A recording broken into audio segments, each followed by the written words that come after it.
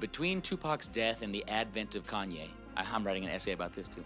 But between Tupac's death and the advent, so let's say between '97 and '04, right? There's like we're in this zombie, what I call the zombie gangster rap era, where it's like gangster rap is no longer Ice Cube and Tupac making brilliant political points. It's just people making money off gangster rap. It's just like we saw that Tupac and Ice Cube sell a lot, and it's 1998, and I'm gonna keep talking like I'm Mr. Gangster Man, And it's like we had that for like 7 more years after Tupac's death, And it's like the last real political worthwhile voice of the genre.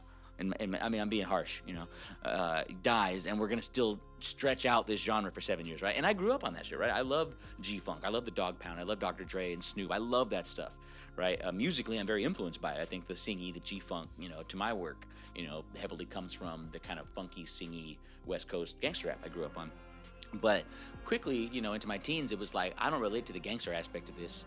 And I don't want to act, and nor am I going to act like I do. And I think that there should be a voice for regular working class people, and how do I put this? So we were kind of avenging what we saw, me and my group, the West Coast Avengers, what we saw as the lack of identification of West Coast artists with lyricism. We ourselves, some of us were and some of us weren't. I was less, our beat makers were more familiar with Project Blowed, which is a very lyrical, very underground pedigree, Los Angeles hip hop scene.